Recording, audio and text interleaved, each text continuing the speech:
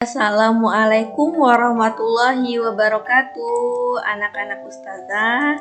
Semoga kalian selalu dalam kondisi sehat walafiat. Baiklah anak-anak, pada video kali ini ustazah akan menjelaskan atau melanjutkan penjelasan materi di subtema 4, perubahan wujud di lingkunganku untuk pembelajaran 3, 4, dan 5. Nah anak-anak, insya Allah pada video kali ini kalian akan mempelajari hal-hal yang baru nih anak-anak. Nah tetapi simak ya video ustazah sampai selesai. Baik, kita buka dengan membaca Bismillahirrahmanirrahim. Anak-anak, pada pembelajaran 3, nah kalian bisa membaca juga teks di buku kalian tentang pemanasan global atau yang disebut global warming. Nah anak-anak, tahukah kalian ternyata bumi adalah planet tempat manusia tinggal ya anak-anak ya. Nah bumi kita sekarang itu sudah terancam karena efek dari global warming. Nah global warming atau pemanasan global terjadi karena polusi udara yang mengakibatkan peningkatan suhu udara bumi. Nah, zat yang menyebabkan polusi udara disebut sebagai polutan. Nah, anak-anak, bumi ini kan memiliki udara ya anak-anak ya. Nah, akibat polutan atau polusi udara, suhu udara yang awalnya sedang menjadi lebih tinggi atau lebih panas. Nah, seperti itu ya anak-anak ya.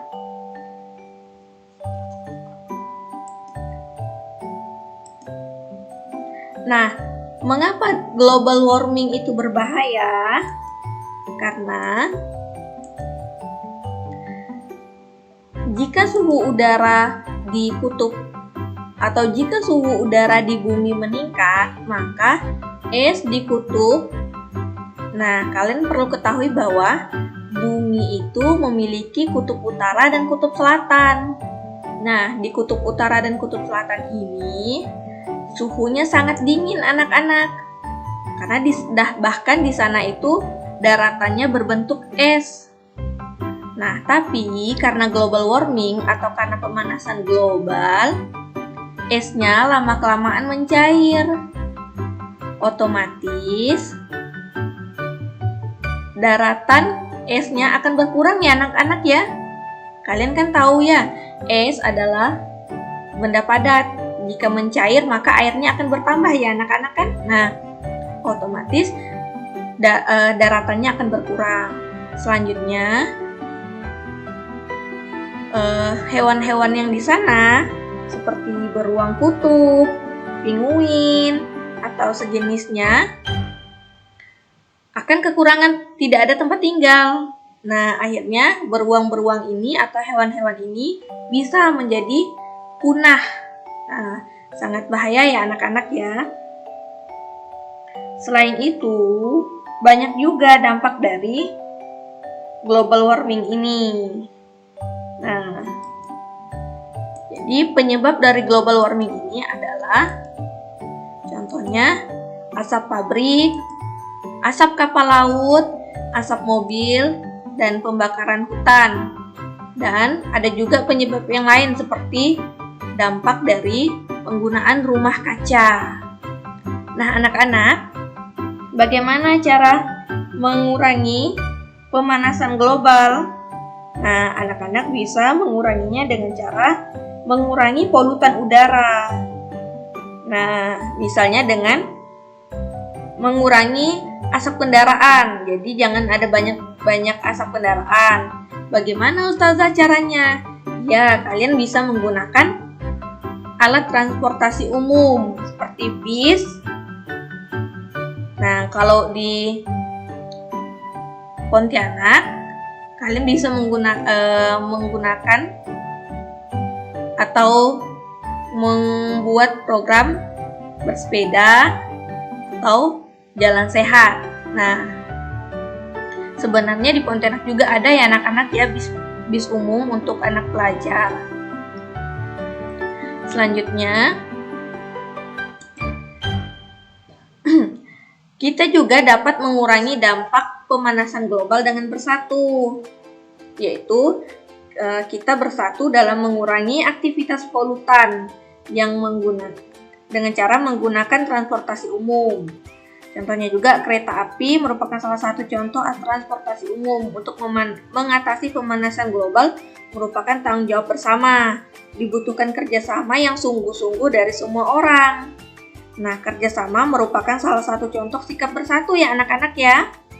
Nah, karena dengan bekerja sama atau sikap bersatu, pekerjaan menjadi cepat selesai, pekerjaan menjadi ringan, dan pekerjaan menjadi mudah diselesaikan. Seperti itu ya anak-anak ya manfaat dari sikap bersatu. Anak-anak, kalian akan belajar cara penjumlahan satuan waktu dalam soal cerita. Nah, perhatikan soal cerita ini dengan baik. Ibu membuat kue bolu lapis berwarna putih dan coklat. Adonan kue putih dipanggang selama 30 menit, sedangkan adonan kue coklat dipanggang selama 35 menit. Jadi berapa jam ibu memanggang kedua kue tersebut? Nah, jika soal seperti ini, maka kita bisa menjumlahkan, karena ini ditanya berapa jam lamanya ibu membuat kue. Nah, cara mengerjakannya, kita ketahui bahwa adonan kue putih 30 menit memanggangnya. Adonan kue coklat itu 35 menit. Kita tambahkan, maka hasilnya adalah 65 menit. Tetapi kita harus pindahkan ke dalam waktu jam. Karena 1 jam adalah 60 menit, maka 65 menit itu sama dengan 60 menit ditambah 5 menit ya anak-anak ya. Maka hasilnya adalah 1 jam. 60 menit itu adalah 1 jam dan 5 menit tetap. Maka waktu ibu membuat atau memanggang kue adalah 1 jam 5 menit. Nah, mudah-mudahan paham ya anak-anak ya. Selanjutnya, nah anak-anak, di lingkungan kita juga akan melihat proses perubahan wujud penguapan. Nah, anak-anak, hujan. Nah, ini adalah siklus hujan ya. Di mana yang pertama itu air di laut atau di sungai itu menguap. Kemudian mengendap di awan, awannya terbawa angin ke daratan. Nah, karena suhunya sudah dingin, maka awan itu menurunkan hujan. Nah, hujan terjadi karena adanya penguapan air laut yang disebut evaporasi. Uap air laut yang terkumpul di udara melalui proses pendinginan atau kondensasi membentuk embun, lalu berubah menjadi awan. Awan-awan yang terbentuk berubah warnanya menjadi kelabu karena adanya perbedaan suhu yang lebih. Nah, lalu awan-awan tersebut terbentuk menjadi semakin besar dan jenuh, lalu akan jatuh menjadi butir-butir air hujan yang turun ke bumi. Jadi anak-anak, hujan adalah proses perubahan wujud dari penguapan kemudian menjadi kalau gas menjadi cair, ya jadi mengembun. Karena jumlah embunnya banyak, maka bentuknya jadi hujan ya anak-anak ya. Nah, anak-anak, jika hujan, kalian ingat doanya apa? Ya betul, jika hujan maka kita membaca doa Allahumma shayban nafi'an, karena hujan adalah anugerah dan rahmat dari Allah. Walaupun kita sekarang mempelajari, hujan itu karena penguapan ustazah, bukan karena Allah. Tapi ingat ya anak-anak ya, bahwa tidak ada satupun yang terjadi itu tanpa ada kehendak Allah. Maka tetap hujan itu atas kehendak Allah. Tetapi Allah membuat proses hujan itu mulai dari penguapan, kemudian menjadi pengembunan. Nah anak-anak, jika hujan, ingat ya anak-anak ya, pesan ustazah jangan pernah untuk memarahi hujan. Jangan pernah untuk mengeluh atas turunnya hujan, karena itu adalah rahmat dari Allah. Anak-anak, nah kita juga akan mempelajari dampak perubahan cuaca bagi manusia. seperti yang kalian ketahui bahwa pemanasan global tadi itu bisa menyebabkan beberapa dampak. Salah satunya adalah tidak tetapnya cuaca, kadang hujan, kadang panas. Dahulu, orang-orang itu mengetahui kapan waktu musim hujan, kapan waktu musim panas. Tapi sekarang, karena perubahan cuaca, efek dari pemanasan global, musim hujan dan musim kemarau itu sudah tidak tentu anak-anak. Akhirnya, keadaan cuaca, akhirnya banyak orang atau manusia terkena dampaknya anak-anak ya. Nah, karena perubahan wujud yang ada di sekitar kita dapat mempengaruhi kehidupan manusia. Keadaan cuaca merupakan salah satu perubahan wujud benda yang dapat mempengaruhi manusia dalam melakukan kegiatan. Ada beberapa profesi anak-anak ya, misalnya nelayan memanfaatkan cuaca yang cerah untuk memperkirakan ketinggian air laut sehingga dapat pergi dan menangkap ikan di laut. Kemudian pilot memerlukan keadaan cuaca yang cerah untuk dapat menerbangkan pesawatnya. Petani memperhatikan cuaca untuk menentukan masa tanam dan masa panen. Nah, bahkan kehidupan orang-orang di kota juga terkena dampak. Jika musim hujan, maka dampaknya akan terjadi banjir. Nah, anak-anak, manusia juga akan merasakan dampaknya antara musim hujan dan musim kemarau. Saat musim hujan, pakaian manusia atau pakaian orang-orang itu lebih memakai pakaian yang tebal seperti jaket, celana panjang, atau orang-orang akan menyiapkan perlengkapan seperti mantel. Nah, tetapi jika musim kemarau, orang-orang akan lebih memilih pakaian-pakaian yang tipis. Anak-anak pada musim hujan juga rentan terhadap penyakit seperti diare, demam berdarah, dan influenza atau batuk pilek. Nah, anak-anak, jadi perubahan cuaca ini memiliki dampak yang sangat banyak ya anak-anak ya terhadap kehidupan manusia. Nah, anak-anak, kita juga akan mengurangi satuan waktu. Perhatikan soal cerita di bawah ini. Ibu membuat kue pukul 6:20 dan selesai pukul 10:15. Berapa lama ibu membuat kue? Nah, sekarang jika pertanyaannya berapa lama, bukan berapa jam ibu membuat kue. Sama ya anak-anak ya.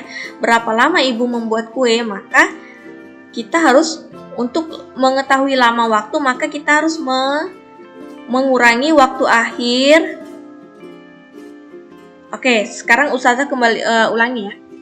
Tadi soal penjumlahan tadi itu ditanya berapa jam waktu yang dibutuhkan ibu untuk membuat kue, memanggang kue ya tadi ya.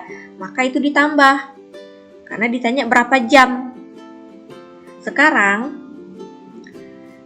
soalnya adalah ibu membuatnya jam 6:20, selesainya jam 10:15.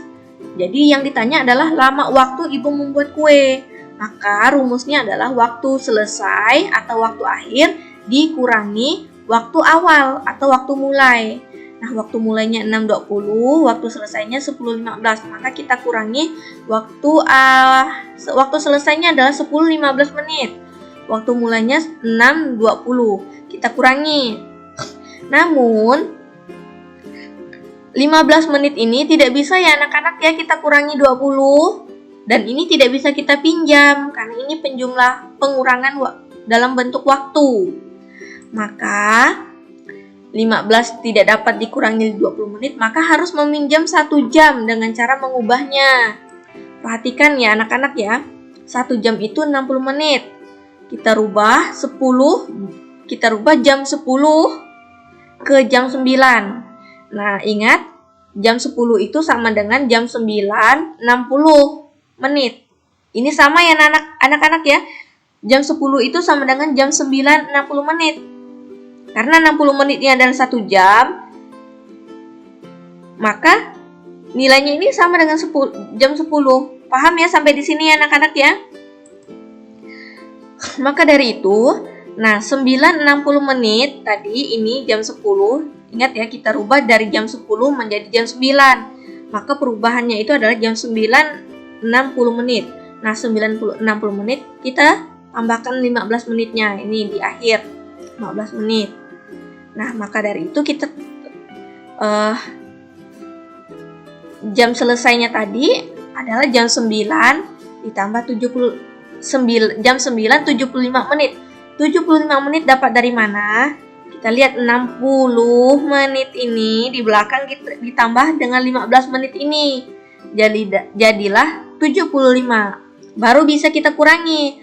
75 dikurang 20 itu adalah 55. 9 dikurang 6 adalah 3. Jadi, lama waktu ibu membuat kue adalah 3 jam 55 menit.